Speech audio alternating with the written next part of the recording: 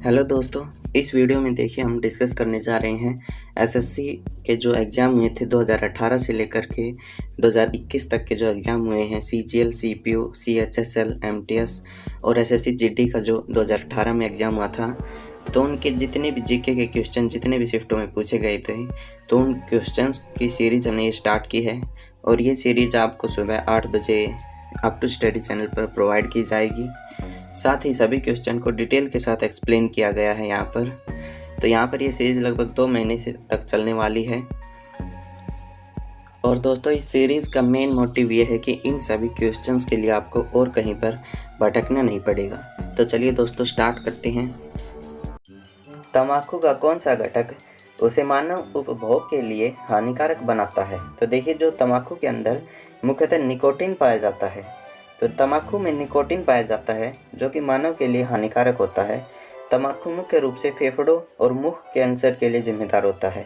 इसके अतिरिक्त हृदय से संबंधित बीमारियां, अस्थमा, जनन क्षमता पर प्रतिकूल प्रभाव, इन सभी के लिए उत्तरदायी होता है निकोटीन। नेक्स्ट, निम्न में कौन सा एक विलुप्त प्राणी है? तो देखिए, IUCN की जो रेड डाटा लिस्ट है उसके अनुसार उपरोक्त में से यात्री कपोत जो पैसेंजर पिजन है यह एक विलुप्त प्राणी है। तो यहाँ पर राइट आंसर होगा यात्री कपोत, यानी कि पैसेंजर पिजन एक विलुप्त प्राणी है। पके हुए टमाटरों का लाल रंग इसकी उपस्थिति के कारण होता है। तो देखिए, जो टमाटर हैं पके हुए या लाल मिर्च हो गए या तरबूज हो गए, इनका गहरा लाल रंग लाइकोपीन के कारण होता है जो कि एक वेवरोटिनाइड है। तो यहाँ पर राइट आंसर क्या होगा? कैरोटीनाइड की वजह से टमाटर का लाल रंग हो जाता है। और जो ये कैरोटीनाइड है ये एक प्रकार का लाइकोपीन ही होता है।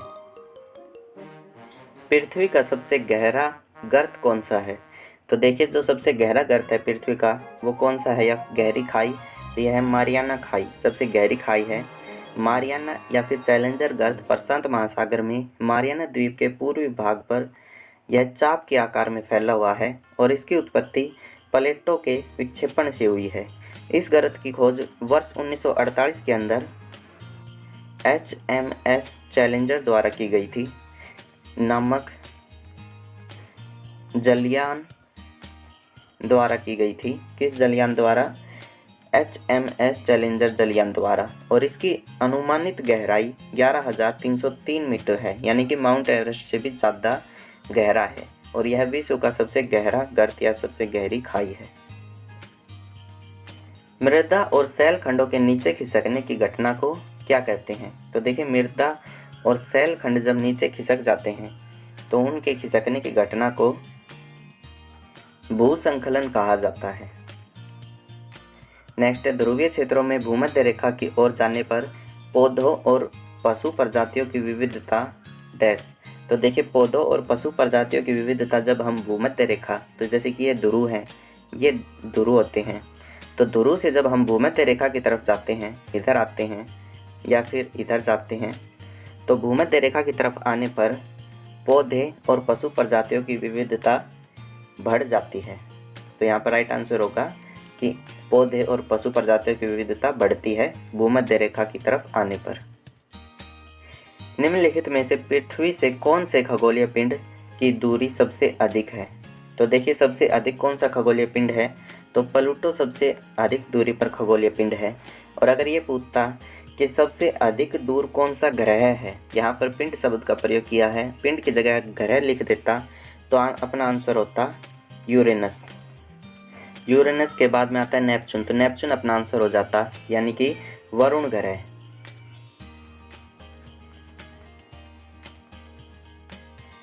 परवाल द्वीप इनमें से क्या होते हैं? तो देखिए, जो परवाल द्वीप हैं वो अंतःस्थलीय समुद्र होते हैं। अंतः सागरीय रूपों में परवाल भीतियाँ तथा एटोल अपना अलग ही महत्व रखते हैं और इनका निर्माण सागरीय जीव मूंगे या फिर कोरल पालापी के अस्थिपिंजरों के समेकन तथा संयोजन द्वारा होता है। समुद्र भाग में अधिकांश द्वीपों का निर्माण इन्हीं कोरल या फिर मूंगे की चट्टानों से हुआ है। निम्नलिखित महाद्वीपों में से कौन सा महाद्वीप पृथ्वी के उत्तर दक्षिण और पूर्व पश्चिम गोलार्ध में स्थित है? तो देखिए उत्तर दक्षिण का मतलब होता है जैसे कि ये पृथ्वी है तो ये भूमध्य रेखा हो गई, तो ये हो गया उत्तर, ये हो गया दक्षिण, और ये कौन सी रेखा हो गई, ये 0 डिग्री देशांतर रेखा हो गई। तो ये पूर्व हो गया, ये पश्चिम हो गया। तो यहाँ पर कौन सा महाद्वीप फैला हुआ है, तो यहाँ पर अफ्रीका महाद्वीप फैला हुआ है, उत्तर पश्चिम पूर्व, उत्तर दक्षिण पूर्व पश्चिम सभी दिशाओं में।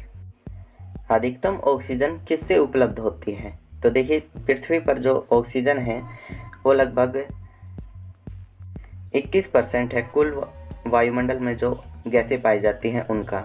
सबसे अधिक जो गैस है वो वायुमंडल के अंदर है नाइट्रोजन, ये लगभग 78% है। बात करें कि ऑक्सीजन की, तो ऑक्सीजन जो है वो सबसे अधिक कहाँ से पैदा होती है, पादप पलवक पुंज यानी कि जो समुद्री वनस्पतियाँ होती है वहाँ से ऑक्सीजन सबसे अधिक पैदा होती है। लगभग 50% ऑक्सीजन जो पैदावार करती हैं वो समुद्री वनस्पतियों से ही पैदा होती है। बृहस्पति का द्रव्यमान कितना है, तो देखिए बृहस्पति का द्रव्यमान या जो वजन है वो कितना है, तो यह कंपैरिजन में यहाँ पर पूछा गया है। तो बृहस्पति का द्रव्यमान सूर्य के द्रव्यमान का 1000वां भाग है। सूर्य के द्रव्यमान का कितना है, 1000वां भाग, यानी कि 10 की पावर -3 किलोग्राम। तो देखिए बृहस्पति सौरमंडल का सबसे बड़ा तथा सूर्य से यह दूरी के हिसाब से 5वें स्थान पर आता है और इसका द्रव्यमान सूर्य के द्रव्यमान से 1000वां भाग है। 3 बीघा कॉरिडोर किसे जोड़ता है, तो देखिए 3 बीघा कॉरिडोर ये भारत और बांग्लादेश के मध्य में स्थित है। बात करें 3 बीघा कॉरिडोर की तो यह भारत और बांग्लादेश को जोड़ता है और इसका संबंध भारत के पश्चिम बंगाल राज्य और बांग्लादेश सीमा से संबंधित है।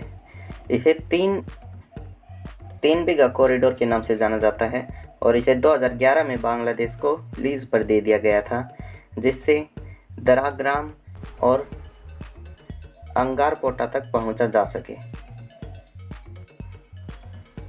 नेक्स्ट, सौरमंडल का सबसे चमकीला ग्रह कौन सा है, तो देखिए सबसे चमकीला ग्रह शुक्र है और यह सबसे चमकीला ग्रह क्यों है, क्योंकि यहाँ पर कार्बन डाइऑक्साइड की मात्रा 95% से भी ज़्यादा है। नेक्स्ट है, अंधकार में महाद्वीप कौन सा है, तो देखिए अंधकार में महाद्वीप के नाम से अफ्रीका को जाना जाता है। अंधकार में महाद्वीप के नाम से इसे इसलिए जाना जाता है क्योंकि यहाँ पर शिक्षा एवं जागरूकता की कमी है, इसी कारण से इसे अंधकार में महाद्वीप के नाम से जाना जाता है। प्रसिद्ध क्रूगर नेशनल पार्क कहाँ पर अवस्थित है, तो देखिए क्रूगर नेशनल पार्क की अगर हम बात करें तो क्रूगर नेशनल पार्क ये दक्षिण अफ्रीका के लिम्पोपो और पुमालांगा प्रांतों में यह फैला हुआ है और यह विश्व का सबसे बड़ा नेशनल पार्क है, जिसका विस्तार 19,485 वर्ग किलोमीटर क्षेत्र में है और यह 360 किलोमीटर उत्तर से दक्षिण तक लंबा है और 65 किलोमीटर पूर्व से पश्चिम तक चौड़ा है।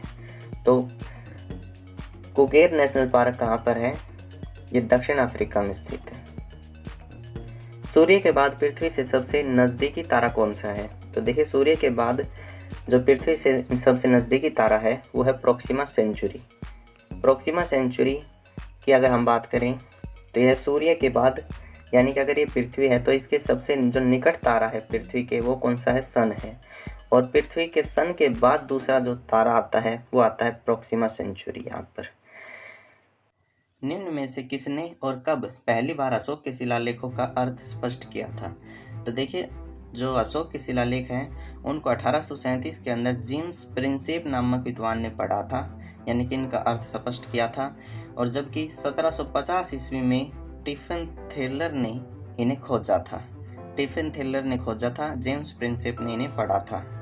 और बात करें D.R. भंडारकर की, तो D.R. भंडारकर ने जो अशोक के शिलालेख मिले थे उनसे अशोक का इतिहास लिखने का प्रयास किया था। तो यहाँ पर राइट आंसर होगा कि 1837 के अंदर जेम्स प्रिंसेप ने अशोक के शिलालेखों का अर्थ स्पष्ट किया था। नेक्स्ट है, महाबलीपुरम के रथ मंदिरों का निर्माण किस पल्लव शासक ने के शासनकाल में हुआ था, तो देखिए जो महाबलीपुरम के रथ मंदिर हैं उनका निर्माण नरसिंह वर्मन प्रथम के शासनकाल में हुआ था। महाबलीपुरम के रथ मंदिरों का निर्माण नरसिंह वर्मन प्रथम के शासनकाल में हुआ था और ये एक पल्लव शासक थे। और यहाँ पर द्रौपदी, भीम और युधिष्ठिर ये प्रसिद्ध रथ हैं इस मंदिर के, और रथ मंदिर एकाश्म पत्थर से निर्मित है।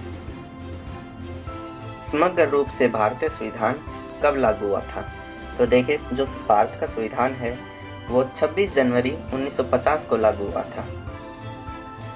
26 जनवरी 1950 को यह लागू हुआ था और 26 नवंबर 1949 को यह बनकर तैयार हो गया था।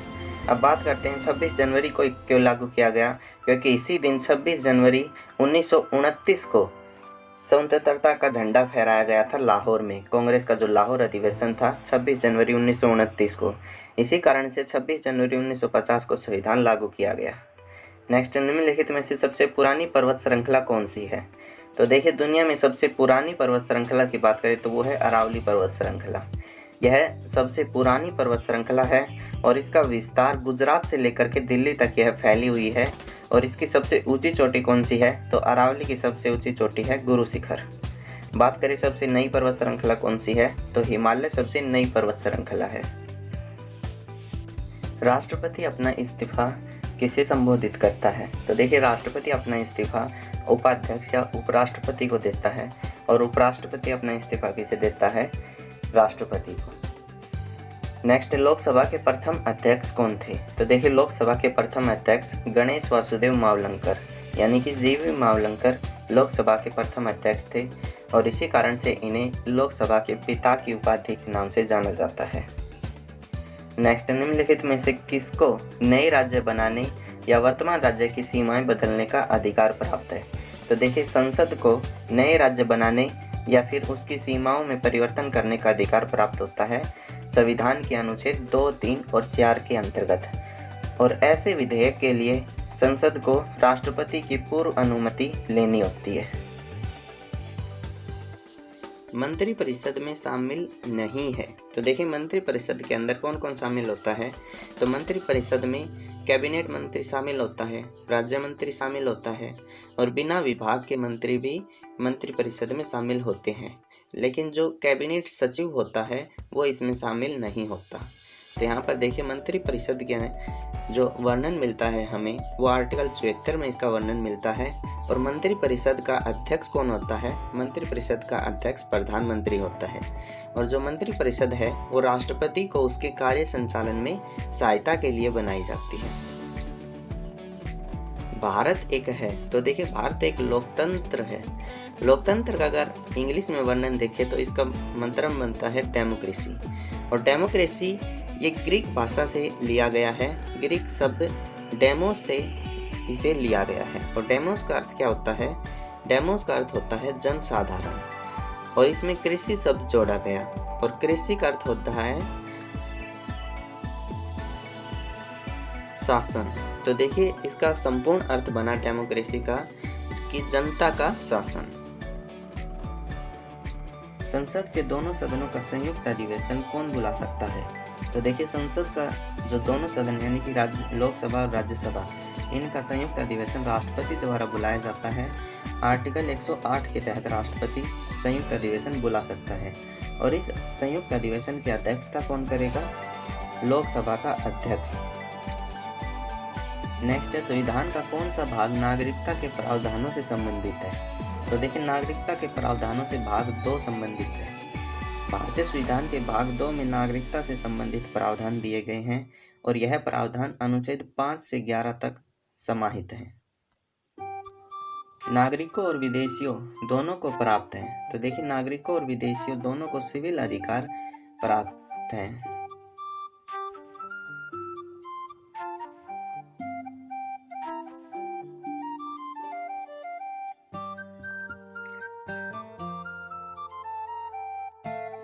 इब्न बतूता किसके शासनकाल में भारत में आया था? तो देखिए, इब्न बतूता ये एक मोरक्को का निवासी था और यह विभिन्न देशों की यात्रा करके 1333 ईस्वी के अंदर मोहम्मद बिन तुगलक के शासनकाल में भारत आया। सुल्तान ने इसे दिल्ली का काजी भी नियुक्त किया और 1342 ईस्वी में मोहम्मद बिन तुगलक ने इसे अपने राजदूत के रूप में चीन भेजा। और स्वदेश लौटते वक्त मोरक्का का जो ये निवासी था इब्न बतूता, इसने अपना एक यात्रा वृत्तांत लिखा रहला के नाम से। तो ये किसके शासनकाल में आया था? मोहम्मद बिन तुगलक के काल में। और मोहम्मद बिन तुगलक को क्या कहते थे? मूर्ख राजा की उपाधि दी गई थी मोहम्मद बिन तुगलक को। निम्नलिखित में से किसने फतेहपुर सीकरी के पंचमहल का निर्माण करवाया? तो देखिए, फतेहपुर सीकरी का जो पंचमहल है, या हम कह सकते हैं फतेहपुर सीकरी के अंदर अकबर ने 1572 ईस्वी में राजमहल शाही किले का निर्माण करवाया था। और इस राजमहल शाही किले को बनने में 8 वर्ष लग गए थे।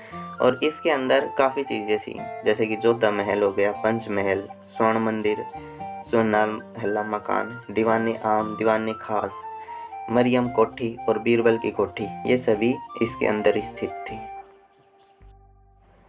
बागान कृषि में किस प्रकार की फसलों की पैदावार की जाती है? तो देखिए, बागान कृषि के अंदर अगर बात करें तो चाय, कॉफ़ी, नारियल, रबर, इलायची, मिर्च, हल्दी, ये सभी खाद्यान्तर फसलों का निर्माण किया जाता है, इनको उपजाया जाता है। तो यहाँ पर राइट आंसर होगा खाद्यान्तर फसलों का उपजाया जाता है बागान कृषि के अंदर।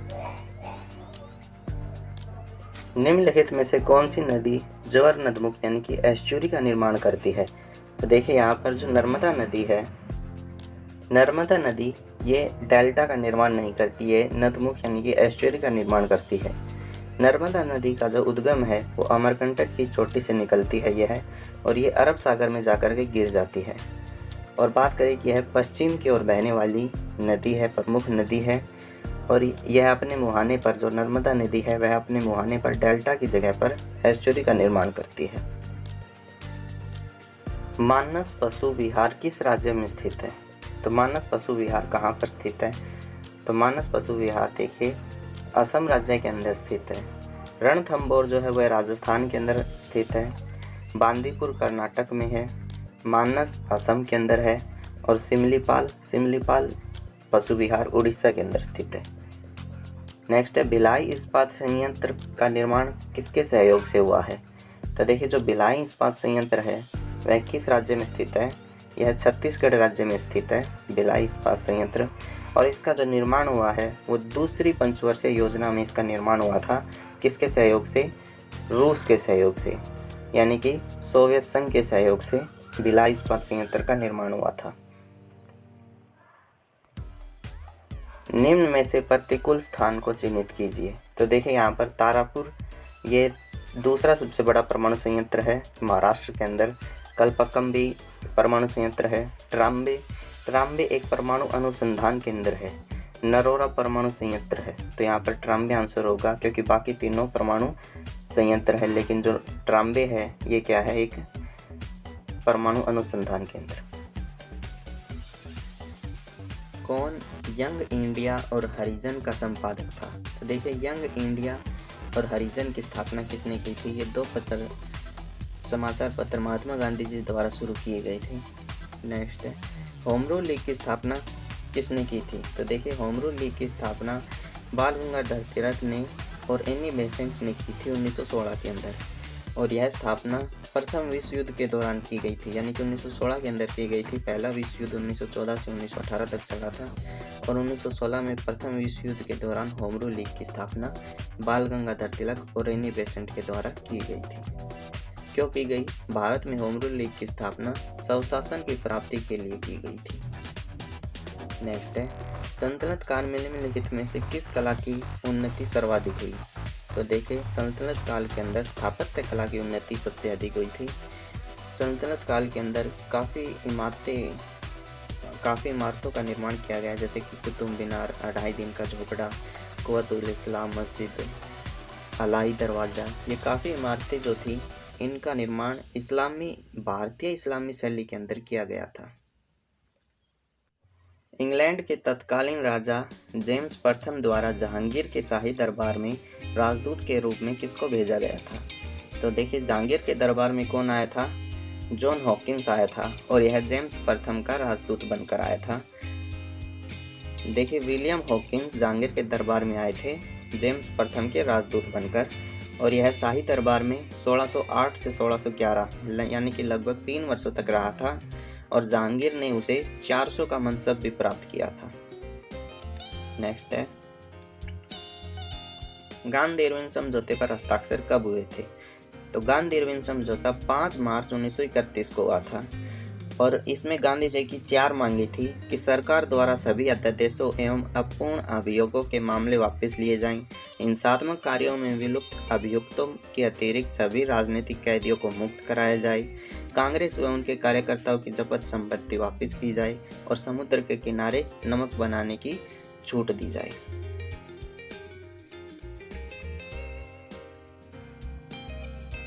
लोकसभा अध्यक्ष के वेतन और भत्ते को कौन निर्धारित करता है? तो देखिए, लोकसभा अध्यक्ष का जो वेतन है या भत्ता है, या फिर उपराष्ट्रपति का या राष्ट्रपति का, इन सभी का वेतन और भत्ते को संसद द्वारा निर्धारित किया जा सकता है। देखिए, संसद का अंग कौन कौन होता है? लोकसभा, राज्यसभा और राष्ट्रपति, ये तीनों मिलकर संसद कहलाते हैं। भारत के उपराष्ट्रपति पर महाभियोग किसके द्वारा लाया जाता है? तो उपराष्ट्रपति पर महाभियोग किसके द्वारा लाया जा सकता है? तो देखिए, उपराष्ट्रपति पर महाभियोग राज्यसभा के द्वारा लाया जा सकता है। उपराष्ट्रपति पर महाभियोग अनुच्छेद 67 के तहत लाया जाता है और जब महाभियोग उपराष्ट्रपति पर लाया जाता है तो उससे 14 दिन पहले यह सूचना देनी होती है और महाभियोग के संकल्प को संसद के समस्त सदस्यों के बहुमत से पारित करवाया जाता है। और अगर पूछे राष्ट्रपति पर महाभियोग, तो राष्ट्रपति पर महाभियोग राज्यसभा या लोकसभा दोनों में से किसी भी सदन में लाया जा सकता है। स्वतंत्र भारत में पहली गैर कांग्रेसी सरकार किस राज्य में बनी थी? तो गैर कांग्रेसी सरकार स्वतंत्र भारत में किस राज्य में स्थापित हुई थी? केरल राज्य में स्थापित हुई थी। पहली गैर कांग्रेसी की जो सरकार थी वो केरल राज्य में स्थापित हुई थी और इस सरकार का कार्यकाल क्या था? अप्रैल 1957 से जुलाई 1959 तक। और इस पहली गैर कांग्रेसी जो मुख्यमंत्री थे उनका नाम क्या था? EMS नंबूदरी-पाल। और यह कम्युनिस्ट पार्टी के नेता थे। कम्युनिस्ट पार्टी की स्थापना किसने की थी? मोतीलाल नेहरू और चित्तरंजन दास ने की थी 1923 के अंदर। नेक्स्ट है, उस राज्य पुनर्गठन आयोग के अध्यक्ष कौन थे जिसने भाषाई आधार पर राज्यों का पुनर्गठन करने की सिफारिश की थी? तो भाषाई आधार पर राज्यों का पुनर्गठन करने की सिफारिश किसने की थी? तो यह फजल अली आयोग ने की थी। देखिए, नेहरू ने 1953 में एक राज्य पुनर्गठन आयोग नियुक्त किया और जिसके अध्यक्ष कौन थे? फजल अली आयोग, यानी कि उसके फजल अली अध्यक्ष थे। और इसने अपनी रिपोर्ट कब सौंपी थी? 1955 में सौंपी थी। इसका मेन लक्ष्य क्या था? भाषाई आधार पर राज्य गठित करना। निम्नलिखित में से किसके बीच सही सम्मेलन है? तो देखिए, यहाँ पर असहयोग आंदोलन कब हुआ था? तो असहयोग आंदोलन 1930 में हुआ था और इसकी शुरुआत किसने की थी? महात्मा गांधी जी ने की थी, तो ये गलत हो जाएगा। नेक्स्ट है स्वदेशी आंदोलन। तो स्वदेशी आंदोलन को किसने शुरू किया था? सुरेंद्रनाथ बनर्जी ने शुरू किया था बंगाल विभाजन के बाद में। नेक्स्ट है भारतीय राष्ट्रीय सेना। तो भारतीय राष्ट्रीय सेना की स्थापना किसने की? सुभाष चंद्र बोस जी ने की थी, ये बिल्कुल सही है। नेक्स्ट है स्वराज पार्टी। तो स्वराज पार्टी के संस्थापक कौन थे? तो मोतीलाल नेहरू और चित्तरंजन दास जी ने स्वराज पार्टी की स्थापना की थी। तो यहाँ पर राइट आंसर क्या होगा? सी सही जवाब हो जाएगा। नेक्स्ट है कि निम्न को कालानुसार व्यवस्थित कीजिए, यानी कि सबसे पहले कौन सी चीज़ घटित हुई थी? तो यहाँ पर बात करें तो दांडी यात्रा की शुरुआत कब हुई थी? 6 अप्रैल 1930 को हुई थी। नेक्स्ट है साइमन कमीशन 1927 को आया था। पूना समझौता 1932 को हुआ था। और गांधी इरविन समझौता तो यह 5 मार्च 1931 को हुआ था। तो सही कालानुक्रम क्या हो जाएगा? सबसे पहले क्या हुआ? साइमन कमीशन हुआ, यानी कि 2। फिर आता है दांडी यात्रा, यानी कि 1। नेक्स्ट है गांधी इरविन समझौता, यानी कि 4। और फिर आ जाएगा लास्ट में पूना समझौता। तो राइट आंसर सेकंड आ जाएगा यहाँ पर।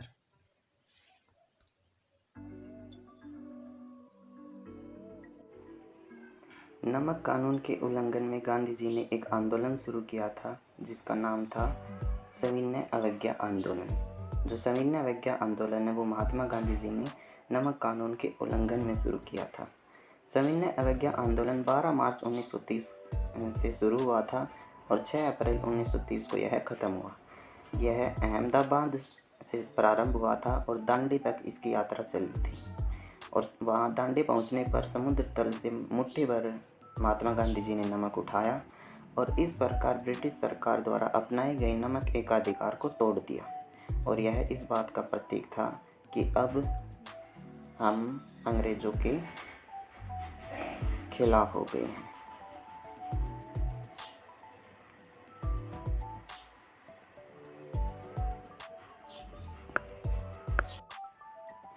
भारतीय राष्ट्रीय कांग्रेस के किस सत्र में पूर्ण स्वराज प्रस्ताव स्वीकार किया गया?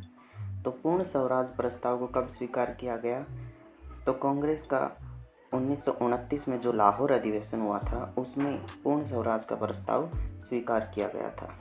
देखिए, यह कांग्रेस का 44वां अधिवेशन था जो दिसंबर 1929 को हुआ था और इस अधिवेशन की अध्यक्षता जवाहरलाल नेहरू ने की थी। यह अधिवेशन लाहौर के अंदर हुआ था और इसी अधिवेशन में पूर्ण स्वराज का प्रस्ताव पारित किया गया था। और 31 दिसंबर 1929 को अर्धरात्रि के समय जवाहरलाल नेहरू ने रावी नदी के तट पर स्वतंत्रता का तिरंगा फहराया और 26 जनवरी 1930 को स्वतंत्रता दिवस मनाने का निश्चय लिया गया।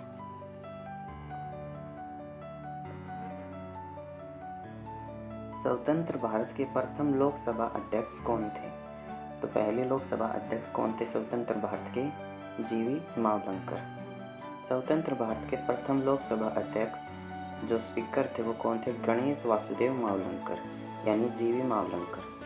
पंडित जवाहरलाल नेहरू ने गणेश वासुदेव मावलंकर को लोकसभा के पिता की उपाधि से नवाजा था। लोकसभा के पिता की उपाधि किसे दी गई थी? जीवी मावलंकर को दी गई थी। और किसने दी? पंडित जवाहरलाल नेहरू ने। सर्वोदय और भूदान आंदोलन से कौन संबंधित थे? तो सर्वोदय और भूदान आंदोलन से किसका संबंध था? आचार्य विनोबा भावे का संबंध था। सर्वोदय की जो अवधारणा पूछे तो वो तो दी थी महात्मा गांधी जी ने, लेकिन जो सर्वोदय और भूदान आंदोलन है ये किसने चलाया था? आचार्य विनोबा भावे ने।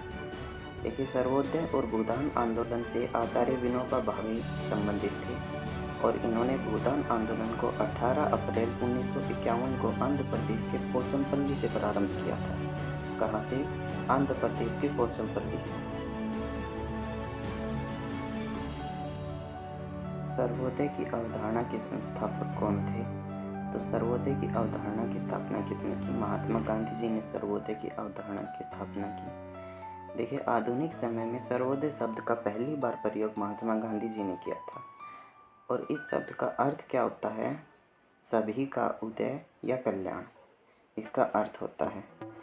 सर्वोदय जो अवधारणा है, इस अवधारणा को गांधी जी ने जॉन रस्किन की पुस्तक अनटू द लास्ट से लिया गया है। इसकी पुस्तक से, जॉन रस्किन की पुस्तक अनटू द लास्ट से महात्मा गांधी ने इस अवधारणा को लिया है।